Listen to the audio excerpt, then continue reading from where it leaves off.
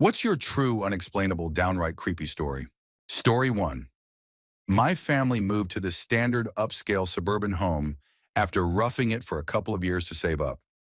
We also got a deal on the home because it had been a model home before it was ours, meaning it had all the fake furniture used to show off the neighborhood houses. Anyway, it had this loft area with two stairwells that went up to it, one in the front and one in the back, and you could pretty much hear everything from this loft since it was so open. One day, my two best friends, a guy and a girl, were hanging out in the loft. We were in high school and they were always all over each other, whether I was in the room or not.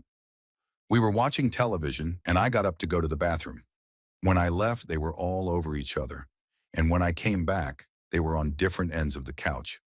I thought they had gotten into a fight, so I asked what was going on. The guy said that my little sister was home, and my face turned completely white. The girl asked what was wrong, and I asked them why they thought that. They said they heard her, and at that point I started freaking out because no one else was supposed to be home. I told them no one was there, and we checked the entire house, and I was right. Later, it turned out that before it was a model home, a family had lived there, and a little girl had been playing in the loft, climbed on the railing, and fell to her death below. My two best friends swear to this day that they heard what they thought was my sister laughing and running up the stairs, hitting her hands on each step like she was running up on all fours. I never had any encounters myself other than the fact that right next to where she landed was the house's central intercom system, since we had an intercom in every room where you could play music or talk to each other. Every so often at night, always around the same time, you would wake up to the intercom button being pressed and hear only the blank static sound, like someone was holding the button down but not speaking. My room was on the third floor, and I would have to walk all the way down to the main unit on the bottom floor to turn it off. I always thought I would see her standing there. Story 2. When I was a baby, we lived in a big old manor house with my grandparents. One night my dad woke up in the middle of the night and saw what looked like a ghost of my mom on top of the bed, screaming and trying to get into my mom's sleeping body, and it scared him so badly that he refused to ever go back to that house, and we eventually moved out. When I was about 6 years old, we were living in our own apartment. One morning, just after we woke up, my mom went to make a warm cup of milk for both of us. It was winter, the lights were off in the room, but they were on in the corridor. I vividly remember seeing the dust in the air come together and form a ghost in the shape of my mom, but dressed like she was from the 1800s, and it walked out of the room following my mom without acknowledging me in any way. It was the most surreal thing I have ever seen, and I can still remember it clearly to this day. Story 3. I was invited to a sleepover at my friend's house when I was 9 or 10 years old. It was in a rundown, crime-ridden part of town, and I was already nervous about the whole thing. It turned out my friend planned for us to sleep in tents outside in the backyard. We went to sleep, and I unexpectedly woke up in the middle of the night to find that all my friends were gone from the tent. Freezing cold and absolutely terrified, I looked around the yard and eventually went inside the house. None of the doors were locked, and no matter where I looked, I could not find a single person. I was practically alone, scared out of my mind, standing there in my pajamas. I found a phone and called my mom, and about 15 minutes later, she picked me up and took me home. Later, I found out that my friends had moved to a different tent in the yard without telling me, and in my panic that night, I thought they had all disappeared. It was not really supernatural, but in the moment, it was the most horrifying and inexplicable thing I ever experienced during my childhood. Story 4. I was home alone one day, and it was not dark, spooky, or raining or anything like that. It was the middle of the day, and I had just gotten home from work. I usually use the bathroom with the door open when I am home alone because there is no reason not to, and I was doing my business and browsing Reddit like always when I suddenly heard the laundry room door open and then slam shut. It struck me as odd because it was only 2 in the afternoon, and my parents do not get home from work until at least 4, and my sister was supposed to be at school, though I briefly wondered if she had come home early. I yelled hello and quickly reached over to close the bathroom door so whoever might be home would not see me, and then I heard footsteps walk into the living room and suddenly stop. I yelled again but got no response, and I thought maybe my dad was home early, listening to audiobooks with earbuds in, and just did not hear me. I finished up and walked out to see who was there, but the house was completely empty. I kept calling out as I walked through the rooms and got no answer. So I went outside and saw that the only car in the driveway was mine. At that point, I started to panic a little because the laundry room door is very heavy and extremely loud when it closes. So there was no way I had imagined it. I searched the entire house, checked the patio, the side yards, and everywhere else, but there was nothing and no one. I suddenly felt an overwhelming sense of fear and ran back inside, sat down on the living room couch, and waited for something to happen. Nothing did. There were no noises, no footsteps, no doors opening, just silence. Eventually, I went back to my room and never heard anything like it again. And honestly, it would have scared the hell out of me if I had not already taken care of that problem beforehand. Story 5. It is not incredibly scary, but it has always struck me as deeply strange. When I was about 12 years old, my family moved into a new house, new to us, but actually quite old, in the same village but down a different lane. Part of the house used to be a bungalow, so my room and my sister's room were on the ground floor at the end of a long hallway. And the entire ground floor had walnut flooring with a Persian rug placed outside my bedroom door, so our feet would not be cold in the morning. Every single night around 11 or so, I would hear footsteps walking slowly down the hallway, starting near the guest suite, passing by our rooms, and continuing toward the living room. I was always already in bed when it happened, and everyone else in the house was as well. You know how you can recognize family members just by the way they walk or open doors? And I knew for certain it was not anyone in my family, especially because the sound was clearly outdoor shoes clacking against the wood, and everyone in our house wore slippers indoors. The footsteps would start loudly on the wooden floor, move past my sister's room, then pause briefly as whatever it was crossed the rug outside my door, leaving a clear 3-second gap, before resuming on the other side and fading away toward the living room. Then they would return the same way, with the same pause over the rug, and continue back down the hall. I do not remember ever feeling scared, but I also never once got out of bed to investigate, and I would eventually fall asleep listening to the sound as it went on for a long time. About 3 or 4 weeks after we moved in, the footsteps stopped completely, and I never heard them again. And while I did not think much about it at the time, remembering it now as an adult still makes me shiver. Story 6. My brother was helping me move across the country, and we borrowed a van and loaded everything up for the final trip. Just before leaving, I checked my watch and called my girlfriend to tell her we would be on the road soon. And although I did not know it at the time, my brother also checked the clock in the kitchen. We set off but could not go faster than about 80 kilometers per hour because of how heavily loaded the van was. When we took the off-ramp into my new city, my brother suddenly said he could not remember the drive at all, and when I thought about it, I realized I could not either. We assumed we were just tired and did not think much of it until we arrived at my new place, and my girlfriend asked if I had been speeding because we were almost an hour early. When we retraced the route together, my brother and I both agreed that the last thing we clearly remembered was passing a specific gas station, and then nothing at all until the off-ramp. To this day, we have no idea what happened during that missing hour or how we could have traveled that fast, because it would not have been possible in any car, let alone a loaded van. The fact that we both independently checked the time before leaving is important to us, because one clock could have been wrong, but not both, and I had also made the call just before we left, which further limits the time window.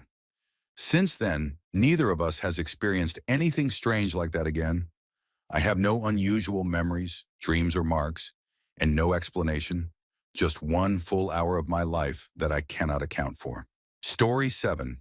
I went to New York for work in 2006, and one day we finished early, and a few of us decided to go down to Ground Zero to look around, since none of us had ever been to New York before. We had about 3 hours before we were supposed to be at a company dinner, so we figured we would head down, walk around for a bit, then come back with plenty of time to shower and get ready, and there were 4 of us who went. Before getting on the subway, we all checked the time to make sure we had enough of it, then took the ride down and walked around the site, where there were some pictures and signs but no museum yet, and despite the traffic and bustle nearby, it felt very eerie and quiet, with all of us sensing a strange energy. We were not there long before someone in our group said we needed to hurry back because we had already been gone nearly 2 hours, which seemed impossible to me because it felt like we had just arrived. We started panicking because there was no way we would have time to take the subway back, clean up, and still make it to dinner on time, especially since we were meeting with our parent companies and needed to look presentable. We all checked our phones, watches, and clocks, and sure enough, far more time had passed than we could believe.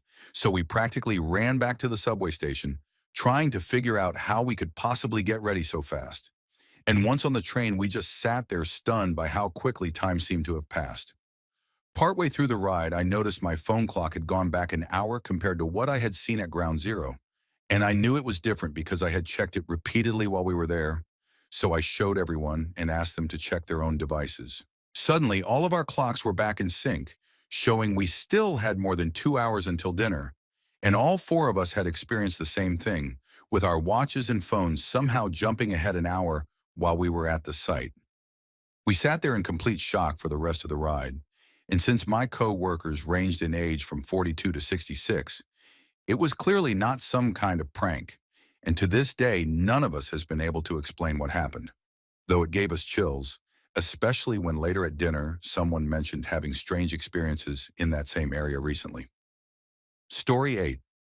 When I was around 10 years old, I had an incredibly disturbing dream that started with me alone in my house during the daytime, which was small, several minutes walk from the nearest neighbor, and mostly surrounded by woods. I heard something coming slowly down the driveway, like tires crunching on gravel, but at an unnaturally slow pace. And when I went out onto the porch to investigate, I saw an old-fashioned covered wagon being pulled down the driveway, which immediately filled me with dread and made me run back inside to lock all the doors. After that, I went down the staircase into the basement, knowing I could see outside through the small window in the door. And the wagon stopped moving as soon as I was watching, with a man climbing down from the seat and standing in front of it, dressed in a black suit and a black top hat, staring straight at me through the glass. Once he knew I saw him, he walked to the back of the wagon and pulled off the cover, revealing people hanging from the supports at the top, feet dangling with ropes around their necks, looking dead, until the man did something that caused their heads to begin inflating in a grotesque, almost cartoonish way, with bulging eyes and red faces, all while he kept looking at me, and I knew he was going to do the same thing to me next. I woke up absolutely terrified, and to make it worse, the power was out, so it took me an agonizingly long time to make my way to my parents' room and sleep on the floor there. The truly unsettling part is that I never told anyone about this dream because it was so strange. But about 2 years ago, my family started talking about the freakiest dreams we had ever had, and I decided enough time had passed to mention it, leaving out many details until I got to the part about the wagon coming down the driveway, when my younger sister suddenly looked at me and asked if the man was wearing a top hat. We questioned each other and realized we remembered most of the details the same way. And while I have tried to rationalize it by thinking one of us must have told the other and forgotten, I distinctly remember never sharing it because it felt too bizarre. And even now, thinking about it still freaks me out, making it one of the strangest dreams I have ever had. Story 9. My aunt's house is haunted, and she moved there when my cousin was about 2 years old. She realized almost immediately that something was off, but she stayed because whatever was there did not seem malicious. My cousin, who is now around 30, grew up in that house knowing it was haunted, along with my two younger cousins, and they talked about it so casually that it felt like just another part of daily life. I have always been really into spooky stuff, so after hearing these stories over and over at family gatherings, I asked to spend the night specifically to experience it myself when I was about 17. And what happened that night still sticks with me. My cousin, my aunt, and one of my aunt's friends were watching the movie Carrie, and it was wintertime, with their fireplace having not worked all week. At one point, my cousin said out loud, asking when the movie was finally going to get scary, and right at that moment, the glass patio door in the kitchen suddenly opened. After the movie, we went outside to the hot tub because we were cold, and when we came back a while later, the fireplace was suddenly blasting full heat. My aunt just laughed it off and said the ghosts were messing with us, explaining that they like to play pranks like that. Later, after everyone went to sleep, I was lying on the couch while my cousin slept on the floor next to me, and I started hearing footsteps coming up from the basement. From where I was lying, I could clearly see the basement door, and I heard the footsteps come all the way up the stairs and stop at the top. I was absolutely terrified, waiting for the door to open, but nothing happened, and after a moment, the footsteps went back down the stairs. This repeated over and over, someone walking up and down the basement stairs for about 30 minutes. I finally woke my cousin and told him to listen, because it was crystal clear that someone was walking there, and he just looked at me calmly and said that it happens every night and told me to go back to sleep. I was completely mortified. I have heard many more stories from my aunt since then, and on other visits I have seen lights turn on and off and heard more footsteps. And she believes they are children, especially since they live across the street from a school where people have also reported strange activity. Story 10. When I was in high school, my uncle would pay me a few dollars to help babysit his kids with my aunt. They lived in a nice two-story house near the water, and the kids were about 3 and 6 years old at the time. One day I was sitting in their den on my phone when I started hearing a baby crying upstairs, and assuming it was the 3-year-old, I went to the bottom of the stairs to check if my aunt was already handling it. I called out to her a couple of times but got no response, and the crying continued, so I called out once more and then started walking up the stairs. That was when I suddenly heard my aunt and both kids laughing and playing outside. Every hair on my body stood up, and I felt a cold chill run straight down my spine. I quietly turned around, walked back down the stairs, went straight to my car and drove away, and I could still hear the baby crying as I closed the door behind me. A few years later, while drunk at a family party, I told my uncle the story, and he told me that he and my aunt used to hear the baby crying as well. He then explained that the previous owners had lost a child in that upstairs room due to sudden infant death syndrome, and being extremely religious, he had a mass said for the baby, after which the crying stopped completely. Even now, talking about it still gives me chills. Story 11. Last year I was staying in a hotel with my mom, and one night as I was lying in bed, I noticed what looked like a human silhouette about 2 meters away from me.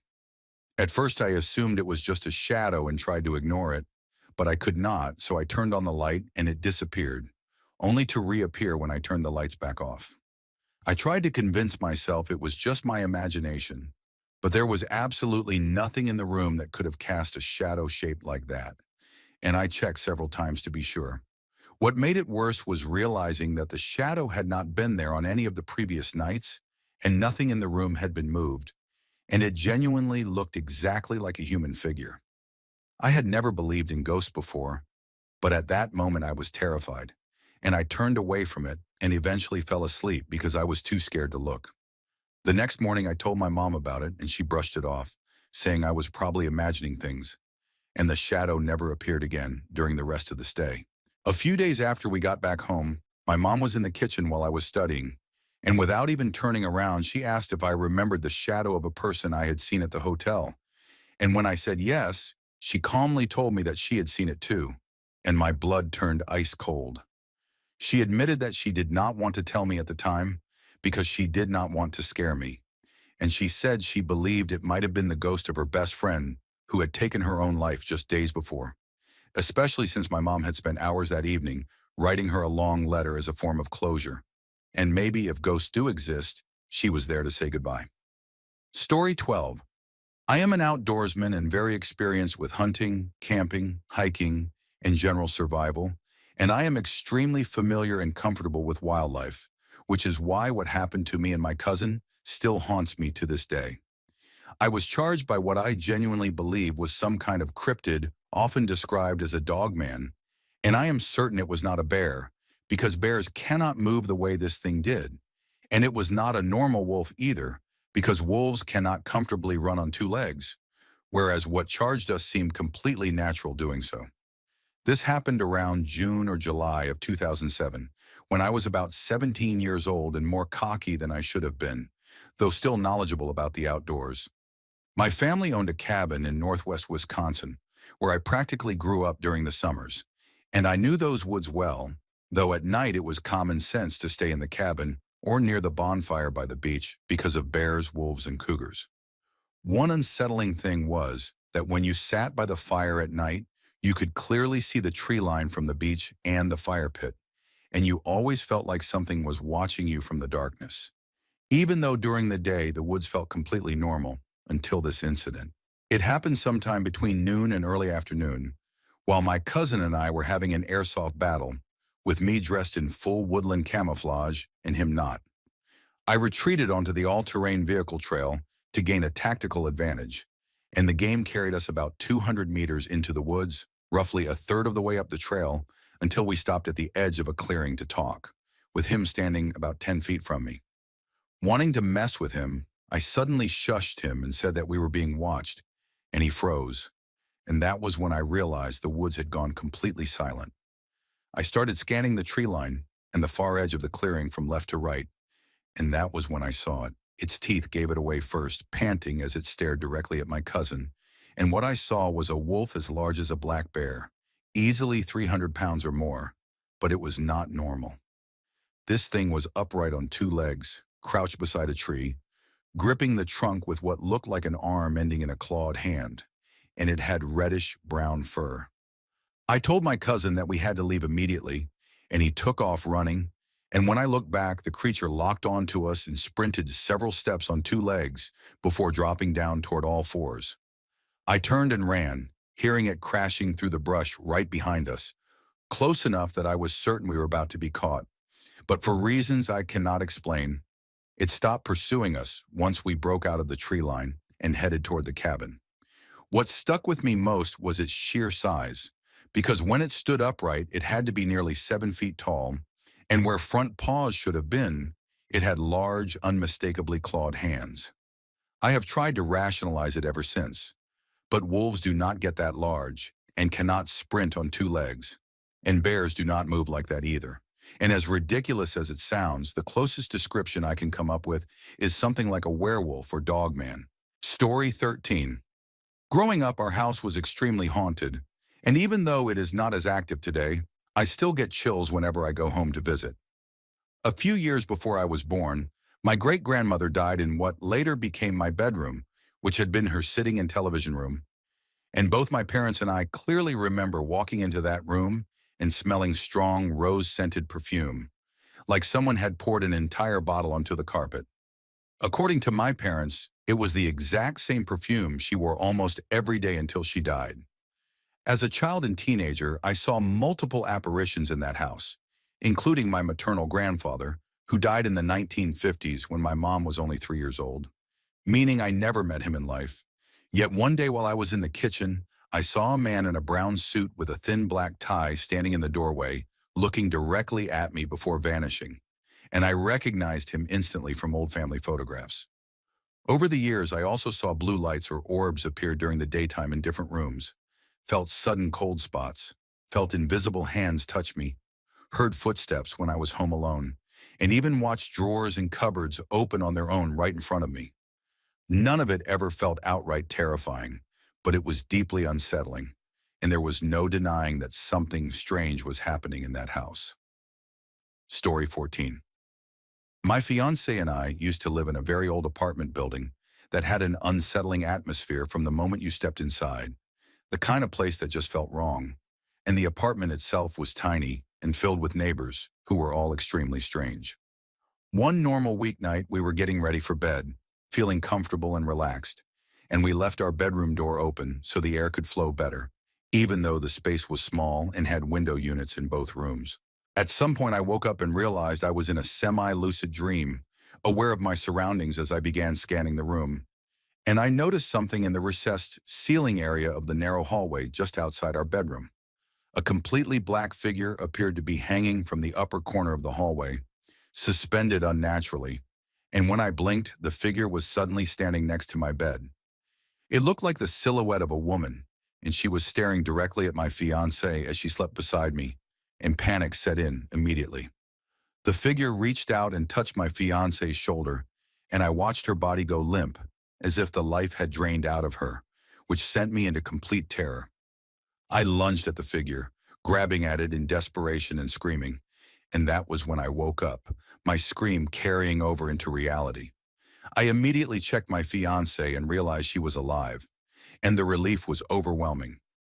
When she woke up and asked what was wrong, I told her everything, and she said she had also had a strange dream that night, describing the feeling that something unnatural had been watching her while she slept. Neither of us got any sleep after that, and we moved out of that apartment as soon as we possibly could, and to this day we never sleep with our bedroom door open anymore. Story 15. I have an old dog named Casey, and when she was a puppy and a younger dog, she used to climb the stairs and lie down on a very specific step, which I think was the third or fourth step from the top. She would stick her head through the gap between the step and the bottom railing of the banister and stare out over the living room, staying there for hours at a time, and sometimes even falling asleep with her head still poking out. My mom works at the local high school, and every summer she has to take safety courses there. And one year during one of these courses, she went out to lunch with several people, including a woman she did not know. They started talking, and eventually my mom mentioned the town we lived in. And it turned out this woman had grown up in the same town. She asked what section of town my mom lived in, and when my mom told her, the woman said she had grown up in that exact section. Then she asked what street we lived on, and unbelievably, it was the same street. And soon they realized that this woman had actually grown up in the very house we were living in. As they kept talking, my mom mentioned that we had a dog named Casey, and the woman said she also had a dog named Casey when she lived there, and then casually added that her dog used to sit on the exact same step on the staircase and stick her head out through the banister just like ours did. Story 16. I grew up in a very small town that has recently gained a bit of fame for being haunted after one of those ghost television shows filmed an episode there. But long before any of that attention, something strange happened to me. One night during the summer when I was about 14 years old, my mom and I were taking one of our usual evening walks down Main Street, something we did often. As we were walking, she stopped in front of a furniture store house in a very old building, like most of the buildings on Main Street, and we stood there looking through the windows at the furniture and chatting. Suddenly, I turned to my mom and told her that we needed to leave immediately. She asked me why, and I insisted that we had to go, telling her there was something bad in the store and that it was a dangerous place and we should not be there. And even though she protested at first because she was enjoying herself, we ended up leaving. The strange part is that I have absolutely no memory of that conversation or even stopping at the store at all. And I only know it happened because my mom told me the story years later and asked if I remembered it, which I did not. On its own, that would not mean much because teenagers say strange things all the time. But what unsettles me is what came later. My mom is friends with a woman who works for the town and helps organize activities and manage historical matters, and at some point she gave a tour of the town to a film crew that included a psychic. I am personally skeptical of psychics, but according to my mom, when the group reached that same furniture store, the psychic refused to go inside and claimed there was a lot of evil there that wanted to harm people. So they moved on. When my mom heard that story, she immediately thought of the night I told her we had to leave that exact spot. And now many people in the town believe that building, along with several others, is haunted. Story 17. I was around 11 years old, relaxing in my room playing on my handheld game system while my mom was in the next room doing laundry, and I knew my dad and brother were out, so the house was very quiet. From downstairs, I clearly heard a voice call out, "Mummy!" And since I knew my little sister had been playing downstairs earlier, I waited a few minutes and then assumed my mom had not heard it. After a bit, my mom suddenly rushed into my room looking confused and wide-eyed and asked if I had heard that too, and I casually replied that of course I had, and that my sister must want something from her. At that point, my mom went pale and told me that my sister was actually out at a friend's house, and we both did that nervous half-laugh people do when they are scared but trying not to show it, and I stayed in her room with her instead of being alone until everyone else came home. To this day, I do not know what we heard, because the television was off, but there have always been rumors that our house is haunted by a little girl. My mom later explained that at first it did not bother her because she works with children and often hears imagined voices, like when you think your phone has gone off when it has not. But the moment she realized that I heard it too was when she truly became frightened. Story 18. When I was around 7 or 8 years old, I used to have sleepovers at my grandma's house very often, because my aunties were only a few years older than me. so it worked out perfectly. One night I was lying in bed around 3 in the morning, and both of my aunties were already asleep. So I rolled over and looked toward their toy horses sitting on a desk, and I swear that they were moving. I could clearly see their black silhouettes galloping across the surface, and instead of panicking, I did what felt logical at the time and rolled back over, convincing myself it was just my imagination and falling back asleep. About a year ago, one of my aunties described the exact same thing happening to her, seeing the toy horses move in the same way. It turns out that many people have had strange experiences in that house over the years, including an ex of my uncle who claimed to see a strange man standing in the corner of a room and at the bottom of the stairs, televisions randomly turning on and off, objects being moved without explanation, a wardrobe door that would suddenly become so stuck that even a grown man could not open it and then swing open on its own, light bulbs randomly bursting, which could have been electrical, shadows appearing in rooms even when the curtains were closed and no one was moving, infrequent loud banging and heavy footsteps upstairs, even when no one was there. Especially strange considering the neighbor was an elderly woman who could barely manage the stairs, and the footsteps sounded like those of a heavy adult man. Story 19. The year I started high school, my parents moved us into a new house, and it was intensely haunted. I have struggled with insomnia since I was about 14 years old, and many nights I would be awake and hear someone running up and down the hallway, sometimes accompanied by giggling and the sound of hands hitting the walls. When I was home alone cleaning, I would often hear what sounded like a small child giggling or quietly talking nearby. And although I had 5 siblings, on those occasions I was completely alone in the house. My parents' bedroom was always unnaturally cold, and there were times when I heard the sound of someone typing on the computer keyboard, even though no one was near it. More than once I came home from school and went into my room, knowing I was the first one there and that my siblings had not been inside, and found my belongings moved around, including a porcelain doll my grandmother had given me placed in strange locations, with small doll-sized footprints pressed into the carpet as if someone had been playing with it. Later on, I learned that a little girl had once been murdered on the land where the house was built, before the house even existed, and I still have countless stories about that place that I could share. Story 20.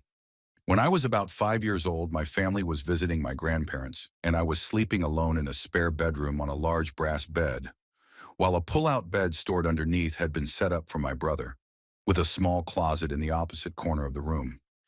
In the middle of the night, I woke up to the sound of hinges creaking, and at first I thought it was the pull-out bed springs, but my brother was sound asleep and not moving.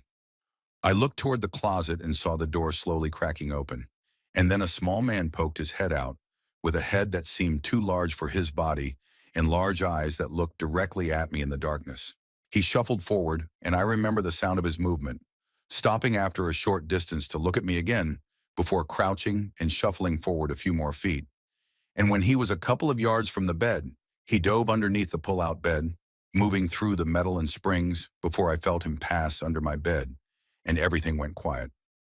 I could barely breathe when a second small man stepped out of the closet and did the exact same thing, looking at me, moving forward, looking again, and diving beneath the beds. I was completely frozen with fear and unsure whether to scream or run. And when a third one appeared, I finally screamed, and he rushed back into the closet just before my mother came into the room. She turned on the light, checked the beds in the closet, and found nothing.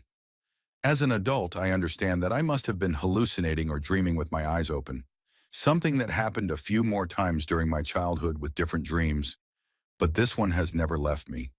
And the image of those little men marching across the room and staring at me with their dark eyes is something I will never forget.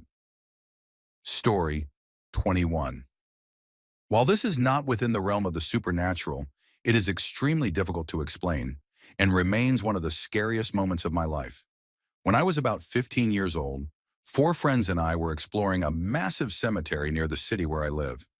It is very old, with sprawling hills that stretch for at least a mile or two, making it impossible to see everything at once, which is an important detail.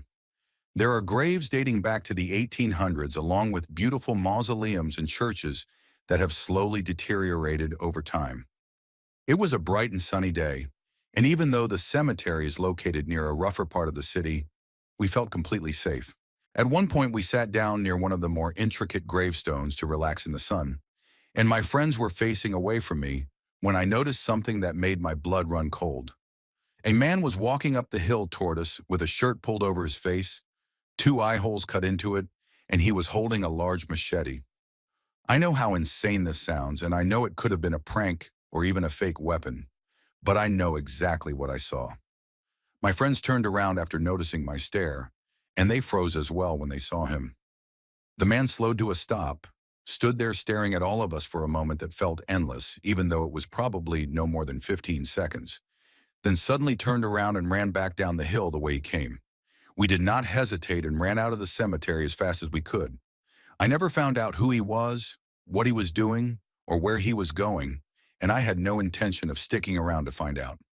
I did not contact the authorities because I was a stupid 15-year-old kid, but I checked the news later that night and there was no report of a man with a machete and no related crimes. I will never forget that day, and while I do have another story from that same cemetery that is more paranormal, it was nowhere near as terrifying as that encounter. Story 22. I was very young at the time and remember little of the supernatural events myself, but my dad has recounted them to me many times over the years. This all began when my dad was trying to turn his life around after years of substance use and running with a bad crowd, as he wanted to be a better father to his kids. He did not quit everything immediately and still drank heavily, often staying out late. On one occasion while he was drinking, he vividly remembers seeing black smoke pour out of his can, slowly rising and forming into a devilish shape that laughed and told him he was going to die. And when he dropped the can in terror, the apparition vanished. Shaken and convinced he was drunk, he went home. But that was not the last time something like this happened. Sometime later, while my mom was out running errands, my dad was home watching me and my brothers, and by then he was drinking less, working more, and our life was relatively stable. He was helping my brothers bathe and get ready for bed while I watched television, and I remember him suddenly running through the living room, wearing only boxers and a white shirt before bolting outside. What happened was that while he was in my brother's room drying them off, the room began to darken unnaturally as thick black smoke filled the space and eventually consumed everything. He said his arms felt strange, and when he looked down it appeared as though something was moving beneath his skin, crawling in every direction, and then he heard a whispering voice that became taunting and threatening, telling him to scratch his arms. He felt something grab him from behind, preventing him from running, but instead of panicking, he began yelling and cursing at whatever it was, calling it a coward, until he managed to break free and run outside to get help from a neighbor. Only after escaping did he realize we were still inside the house, and when my mom returned, they rushed in to find us completely unharmed and the room back to normal. Over the following months, the black smoke continued to appear around my dad in different places and situations, creating an extremely stressful period for our family. I personally only witnessed the strange effects it had on him, but eventually everything stopped after we sought help. And although there are more details and earlier experiences from my dad's childhood, this is the part of the story that has always stayed with me the most. Story 23. When I was little, around 4 years old, and I am 19 now, I woke up screaming and crying in a bedroom filled with illuminated holographic butterflies that were every color of the rainbow, and the sound of their wings was loud and deeply unsettling. They were flying everywhere in a swirling, tornado-like pattern, and they appeared similar to how long exposure photography captures motion, leaving glowing trails behind them. My parents ran into my room, shocked and confused by my reaction, and to this day I still wonder whether they saw them too, or if it was only me. My dad picked me up, and both of them rushed me outside, and we were staying on a farm in Alabama that grew peanuts and other crops, although I do not remember why since I was too young. My mother later passed away due to drinking and substance use, and my father is no longer in my life, so I am unable to ask either of them whether they witnessed the same thing. I have always wondered if there is any connection between butterflies and something darker or unexplained, or if it could have been related to the land itself, because I know nothing about its history. There was also an alien poster in the room that said "Believe," which I vividly remember finding terrifying at the time, and even now the memory of that night still unsettles me. Story 24. To be honest, I have many experiences like this and continue to have them wherever I go, but two stand out the most. One time my siblings and I were sitting on the couch watching television while our parents were at work, when suddenly there was a loud slam, and we watched as all the hallway doors began slamming shut by themselves, one after another, leading toward the room we were in. We ran outside in fear and then came back in, only for the doors to open and slam shut again 3 more times. One of my earliest memories is from when I was little and had a bedroom upstairs, where I would wake up to the lights flickering on and off and see no one near the switch before falling back asleep. One night, convinced my siblings were messing with me, I ran downstairs to catch them and watched the light switch moving by itself, stopping just as I reached it. As I stood there, I saw a black mass move across the room and heard a knock at the door, even though it was around midnight. I went to open it without thinking, then decided to look out the window first and saw a completely pitch black figure standing there, like a void in the darkness. I ran back upstairs and from then on stayed in my room whenever the lights flickered. Over the years, I continued seeing more figures like that, and shadow people, as they are often called, have become a strangely common occurrence for me. Story 25. I am a British Muslim, and in my religion there is a belief in beings called jinn, which are said to have various abilities, including flight and shape-shifting, and they can see us while remaining unseen unless they choose otherwise, having been created from smokeless fire. When I was in Pakistan visiting family who lived in a small village on the outskirts of a city, there was a woman there who was widely known for being unstable, to the point where she would throw stones at people who stared at her. One day I noticed her staring directly at me without blinking, which deeply unsettled me. The following night, during a heavy rainstorm in the middle of summer around 1 in the morning, my cousins and I were on the roof when we heard something below and saw that same woman walking through the street, loudly talking to herself while holding a candle. The flame was blue, and despite the heavy rain, it did not go out. We ran inside and prayed, and the next day we spoke to the local imam, who said he suspected she might be possessed but could not confirm it since she had not harmed anyone.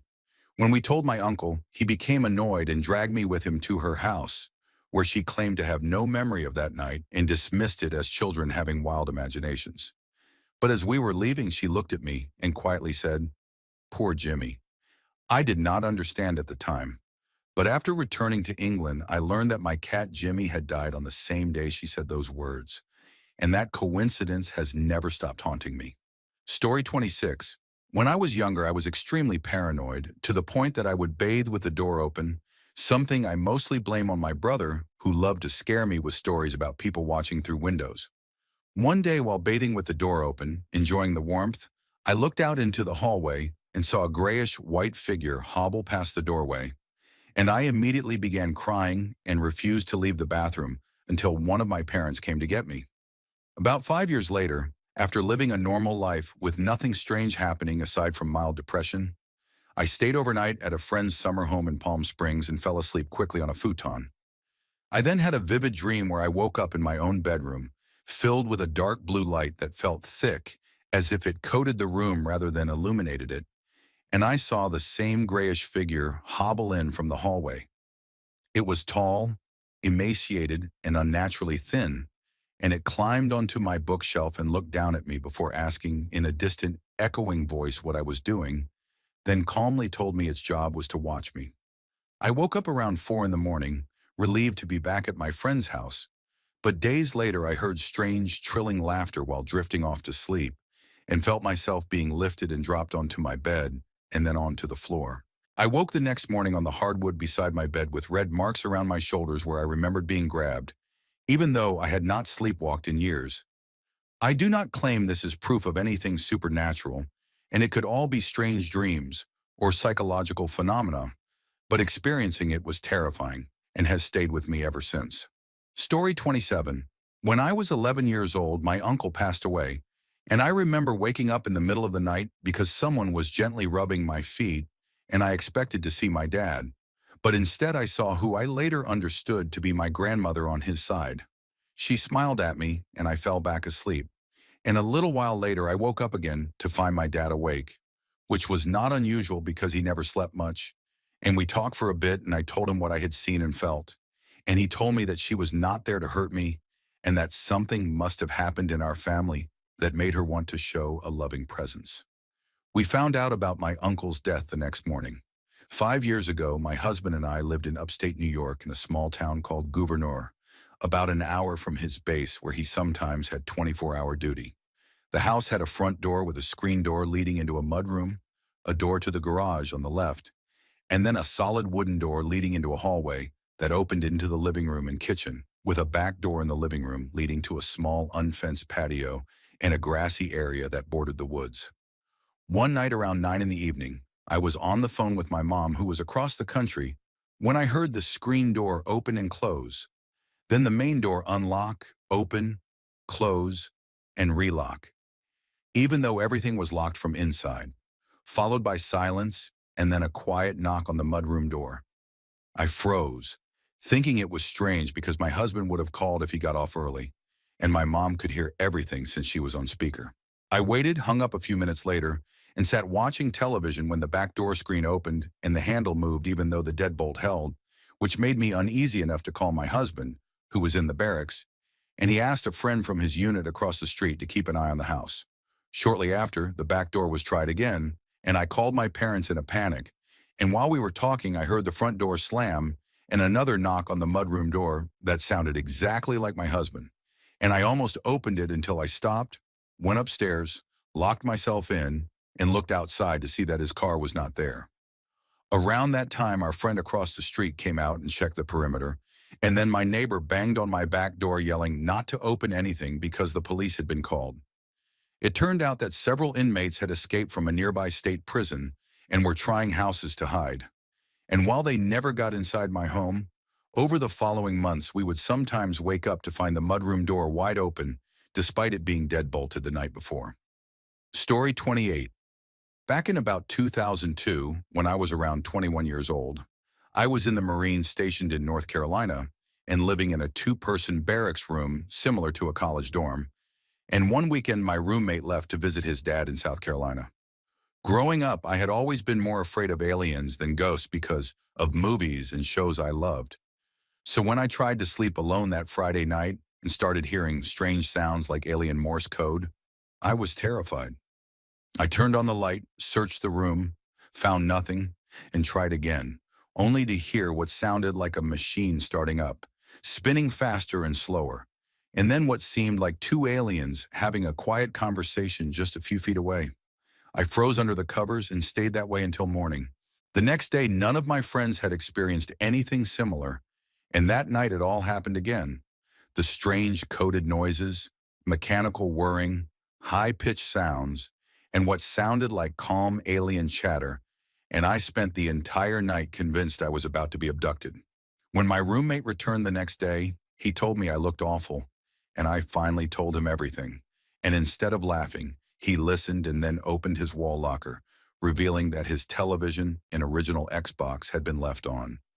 As soon as he did, the exact sounds I had been hearing started playing from the screen, and I learned that leaving the Xbox on caused a strange white noise screensaver that perfectly mimicked what I had heard.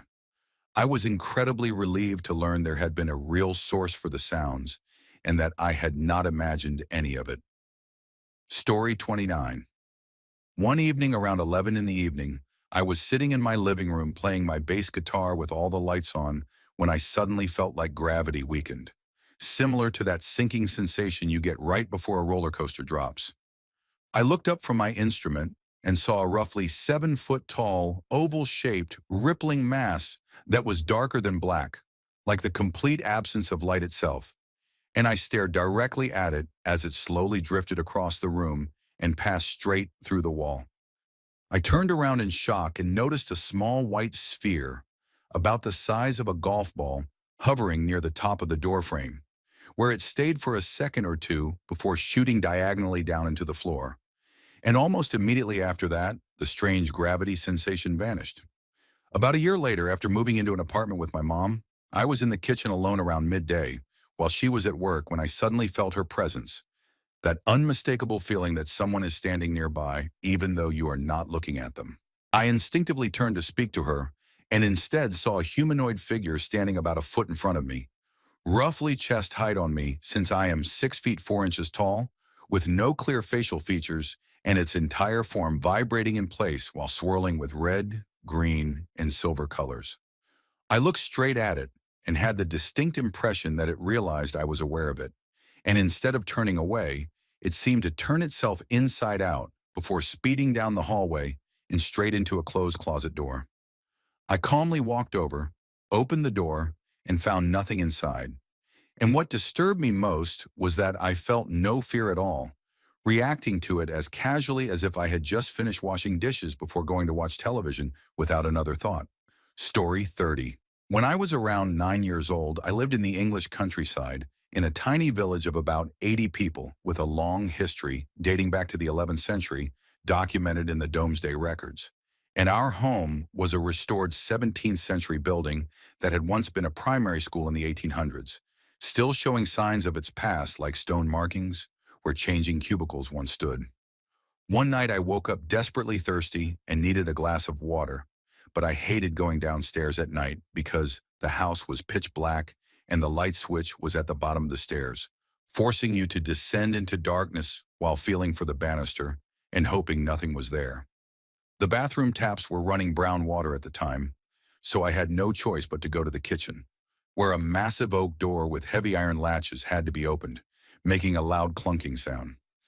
As I pulled it open and stared into the darkness beyond, I heard a distinct slap, slap, slap sound, like bare feet on stone, growing fainter before stopping abruptly.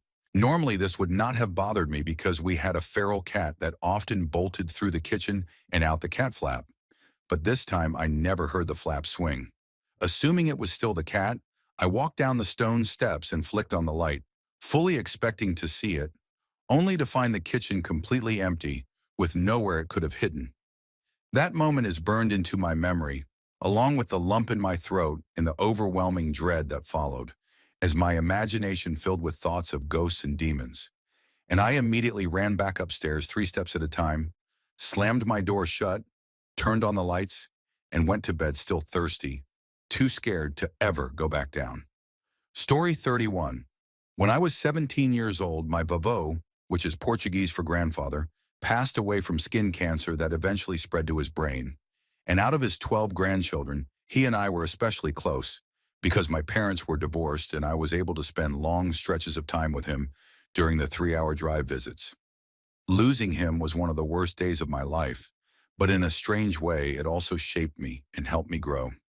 About a year and a half later, during my senior year, I was attending a Protestant private school, and we traveled from Texas to Illinois for a large church camp where schools from all over the country gathered.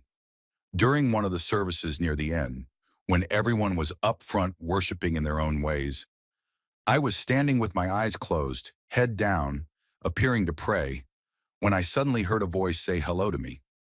At first I assumed it was someone from my group, but when I heard it again and looked up, I saw my vovô standing right in front of me.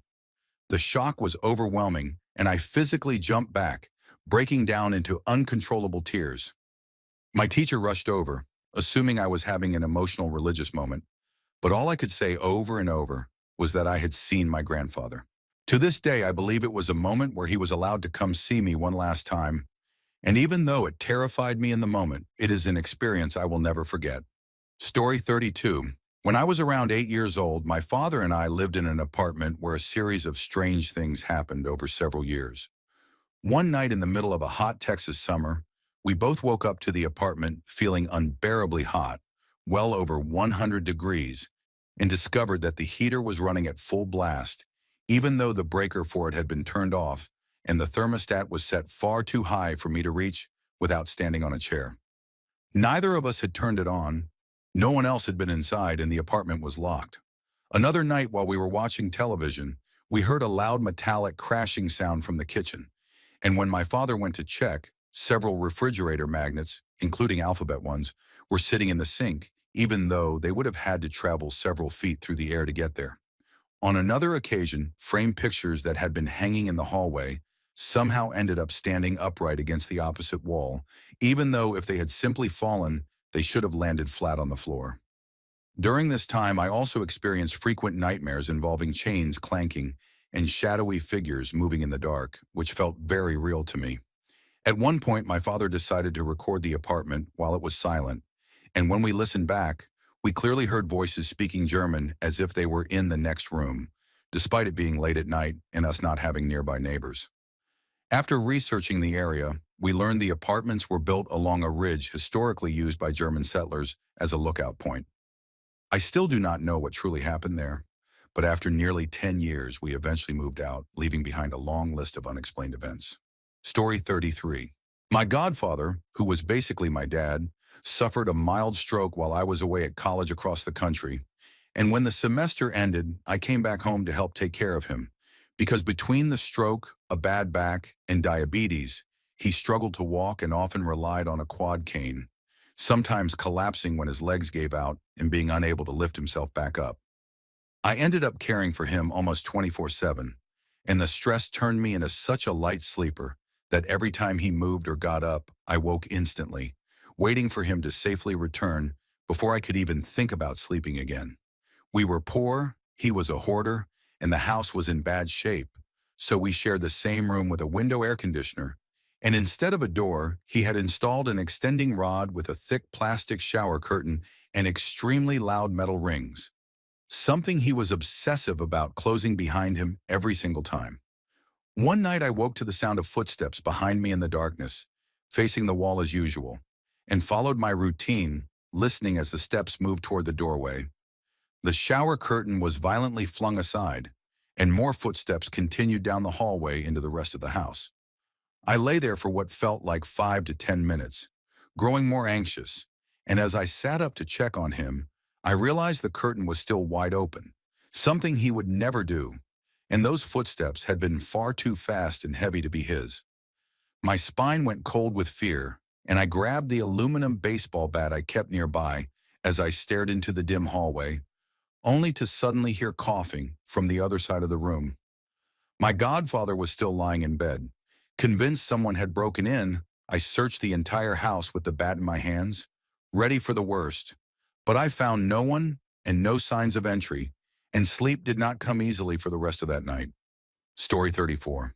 The worst moment of my life happened when I was 19 and working a truly awful job, the kind you take just to survive, and it was the day after Halloween.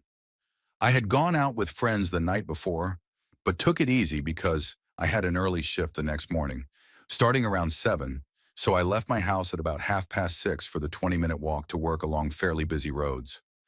I had walked that route many times and usually felt safe, although there was one stretch near a bridge where the road became wooded on both sides with no houses nearby. From the moment I stepped out of my house that morning, I had a horrible feeling in my gut, a sick, instinctive sense that something was wrong, and my heart felt erratic enough that I had to calm myself down and tell myself I was being silly. Even so, I took my earphones out, closed my bag properly so it would not make noise, and stayed as close to the road as possible, thinking it would be safer if anything happened. It was starting to get light but still dim, and about halfway along the route I noticed a man standing on the opposite side of the road ahead of me. I kept walking and passed him, but shortly after I realized he was now on my side of the road, just as I was approaching the most secluded part of the walk. My heart started pounding, and I could hear his footsteps getting closer behind me. I tried to stay calm, telling myself there were cars around and that I could flag one down if needed, even though something inside me knew I was not being paranoid. As the houses disappeared and I stepped onto the bridge, the traffic suddenly stopped, and there were no cars coming from either direction. I walked faster, and then I felt him right behind me, close enough that there was no doubt he was following me. He grabbed my arm, and when I turned to look at him, he was laughing, a deeply unsettling laugh. And when I tried to scream, no sound came out. I felt him pulling me toward him, and I yanked back, stepping into the road, and he lost his footing on the curb and fell, giving me just enough time to run. I flagged down 2 cars, and one driver took me up the road where we found the man, and the driver restrained him until the police arrived. I was in complete shock, vomiting, hyperventilating, and completely overwhelmed. My dad came, the police arrested the man, and despite my anger, he was later released because he had no prior record and claimed he was only trying to scare me.